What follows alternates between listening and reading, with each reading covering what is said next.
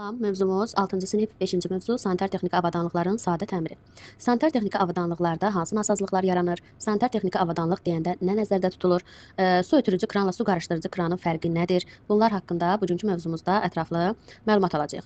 İlk olaraq buradan başlayaq ki, sanitar texniki avadanlıq dedikdə su kranı, su ötürücü bunlar nəzərdə tutulur və ən çox da nasazlıqlar məhz bu hissələrdə baş verir. Su ötürücü kran odur ki, suyu, yəni olduğu kimi də ötürür. Sadəcə su ötürmə, yəni işini icra edir. Ancaq su qarışdırıcı budur ki, su qarışdırıcı isti və soyuq suyu qarışdıraraq temperatur tənzimləməkdə bizə yardımcı olur. Su qarışdırıcı kranları təmir etmək üçün ilk öncə onların quruluşunu bilmək lazımdır. Hissələrini bir-birindən fərqləndirməyi bacarmaq lazımdır.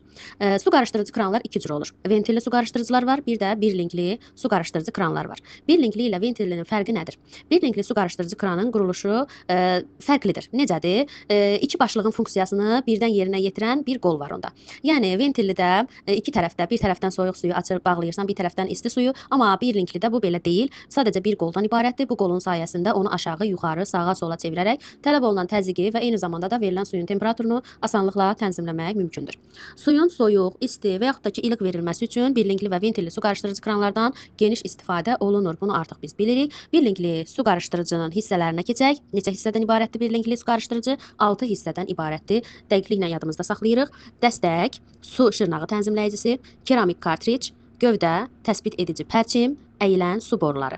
Bunları əzbərləsək daha gözəl olar. Şəkillərdə, rəqəmlərlə, işarələrlə dəqiq yaddaşda saxlamalıyıq. Deməli, 1 ilə işarə olunan nə oldu? Dəstək, elə link də deyə bilərik. Bir linkli ona görə deyilir ona. Su şırnağı tənzimləyicisi 2 ilə işarələnib. 3 keramik kartric, 4 gövdə, 5 təsbit edici pərçim, 6 isə əyilən su borularıdır.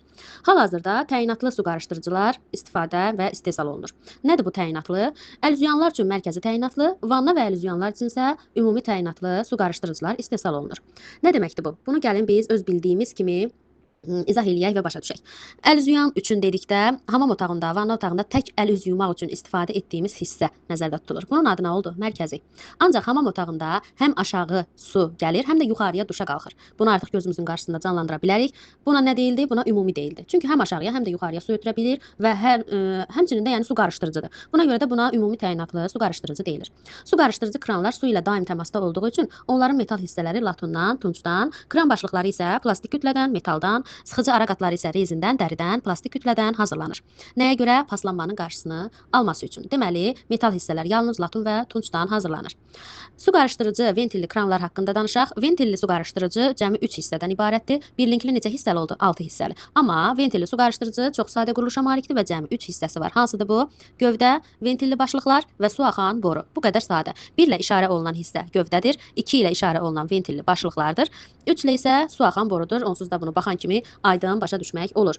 Ventilli başlıq su qarışdırıcı kranın tərkib hissələrindən biridir. O, suyun hərəkətini tənzimləmək üçün nəzərdə tutulan bağlayıcı qurğudur. Ventilli başlıq nədir? Suyun hərəkətini tənzimləmək üçün nəzərdə tutulan bağlayıcı qurğu. Su ötürücü kranda olduğu kimi su qarışdırıcı kranda da başlığı saat əqrəbi istiqamətində fırlatdıqda ara qat su qarışdırıcının gövdəsindəki su axan deşiyə sıxılır və gələn suyu bağlayır. Deməli, ventil nə iş görür? Ventil saat əqrəbi istiqamətində fırlatdıqda ara qat su axan deşiyə sıxılır və gələn su bağlanır. Ona görə də ventilə nə deyildi? Suyun hərəkətini tənzimləmək üçün nəzərdə tutulan bağlayıcı qurğu deyildi. Ventil başlığın quruluşuna nəzər salaq. Ventil başlıq ümumi olaraq 11 hissədən ibarətdir. 1 kran başlığı, 2 şpindel, 3 qayka, 4 kipgəc, 5 və 10 şayba, 6 gövdə, 7 və 9 araqat, 8 qapaq, 11 isə vent. Deməli, bu nə oldu? Bu bizim ventil başlığın quruluşu oldu. İş zamanı su qarışdırıcıda ortaya çıxan nasazlıqlar hansılardır və bu nasazlıqlar necə aradan qaldırılır? Deməli, su qarışdırıcıda 3 nasazlıq baş verə bilər. Bunlar hansılardır? Birinci nasazlıq budur ki, ventil başlıq açıq qaldığı zaman su kran başlığından şpindellə axır. Tam olaraq, yəni borudan deyil, şpindellə axır. İkinci nasazlıq budur ki, ventil bağlıdır, amma krandan su axır və ya onu açdıqda su qarışdırıcı kran uğuldayır və ya titrəyir. Üçüncü nasazlıq budur ki, kran başlığını axıra qədər bağlamaq olmur, su püskürüb axır. İndi bunlara aydınlıq gətirək, görək bu nasazlıqlar necə aradan qaldırmaq mümkündür. İlk nasazlığımız hansı oldu? Ventil başlıq açıq qaldığı zaman su kran başlığından şpindellə axır. Bu zaman qayka saat əqrəbi istiqamətində möhkəm sıxılır. Əgər kömək etməsə, qaykanı tam açıb nazik vintaçanla köhnə kipkəci şpindellə gövdənin arasında olan deşikdən çıxarmaq lazımdır. Sonra şpindelə bir neçə qat yaxud durulmuş kətan və yaxud da çətənə lifi dolamaq, qayka ilə kipkəci sıxıb gövdəyə bağlamaq lazımdır. Şpindelin rahat fırlanması kran başlığı ilə yoxlanılır. Həmçinin köhnə kipkəci çıxarıb yenisi ilə əvəz etmək olar. Bu kitabda yazılmış cümlələri indi biz daha da anlaşılır vəziyyətə gətirək. Görək biz bunu necə asanlıqla yadımızda saxlaya bilərik. Birinci nasazlığımız yəni ventil başlığının açıq qaldığı zamanı suyun şpindellə axmasının həlli necədir? Qaykanın saat əqrəbi istiqamətində sıxılması. İkinci olaraq, əgər kipgəc, deməli burada kip bağlanmır ki, onu necə deyim, su şpindellə axır və onu təmir etmək lazımdır. Onu da necə təmir edirdilər? Onu kətan və ya çətən əlifi dolayıb şpindelə, qayka və kipgəci sıxırdılar. Deməli, bu da əgər çətin gəlirsə, birbaşa kipgəci yenisi ilə əvəz edirdilər. Yəni ki, bunun həll yolu əslində bu qədər cümləni toplasaq, cəmi 3 dənə sözdür. Qayka saat əqrəbi istiqamətində sıxılır, şpindelə kətan və ya çətən əlifi dolanır və kipgəc və qayka sıxılır və yaxud da ki, kipgəc çıxarıb yenisi ilə əvəz edilir. Bu qədər. Bu qədər sadə. Qaykan saat əqrəbi istiqamətində sıxılmasını yadımızda saxlasaq, elə birinci nasazlığın həll yolunu tapmış oluruq. İkinci nasazlığımız ventil bağlıdır, amma krandan su axır. Yəni biz ventili axıra qədər bağlamışıq, suyu bağlamışıq, amma yenə də su axır. Bunu necə təmir edirlər? Bu təmiri necə yerinə yetirirlər? İlk növbədə su təchizatı sisteminə gələn soyuq və ya isti suyu bağlamaq lazımdır. Sonra suyun tam kəsildiyinə əmin olmaq üçün kran başlığını saat əqrəbi istiqamətində fırladıb ventil başlığı açırlar. Kran başlığını bağlayan vinti açıb onu çıxarırlar. Daha sonra ventil başlıq gövdəsini açarla çıxarıb ara qatını yenisi ilə əvəz edirlər.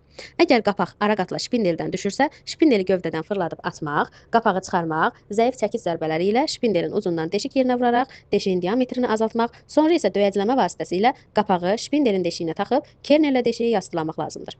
Hansı nəticəyə gəldik? İkinci nasazlıq nə oldu? Ventil bağlıdır, amma su yenə də axır. Bunun səbəbi nədir? Ara qatın köhnəlməsi. Bəs necə həll oluna bilər? Ara qat yenisi ilə əvəz edilərək həll oluna bilər.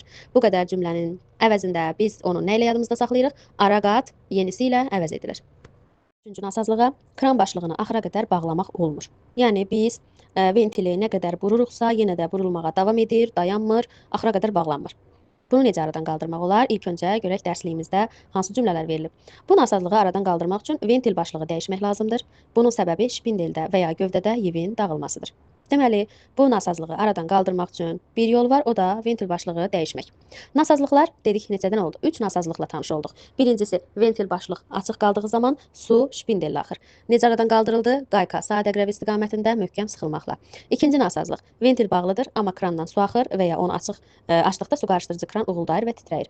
Necə aradan qaldırılır? Ara qatı yenisi ilə əvəz edilərək. Üçüncü nasazlıq, kran başlığını axıra qədər bağlamaq olmur. Bunu necə aradan qaldırmaq olar? Ventil başlığı dəyişməklə, yenisi ilə əvəz etməklə aradan qaldırmaq mümkündür.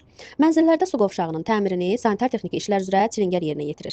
Bu işlə məşğul olan insan çertyojla işləməyi bacarmalı, çilingər alətlərindən düzgün istifadə etməyi və nasazlığı aradan qaldırmağın yollarını bilməlidir. Texniki işlərin yerinə yetirilmə qaydaları hansılardır? Bu işlər hansı ardıcıllıqla yerinə yetirilməlidir və nəyə diqqət edilməlidir? İlk öncə təmirə başlamazdan əvvəl mütləq suyu bağlamaq lazımdır. Burada hansı sudan söhbət gedir? Ümumi evə gələn sudan söhbət gedir. Evin ümumi suyu bağlanmalıdır. Ventil başlıqları yastağız kəlbətinlə çıxarmaq olmaz. Çünki ventilin səthi zədələnə bilər.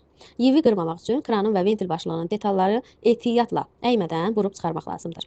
Sanitar texniki avadanlığın təmirindən sonra su ötürücü sistemə su verilərkən ventilin sızmaması üçün onu tələsmədən açmaq lazımdır. Təmir edilmiş avadanlıqdan suyun axmadığına əmin olduqdan sonra onu tam açmaq olar. İş bitdikdən sonra isə əllərinizi yumaq lazımdır.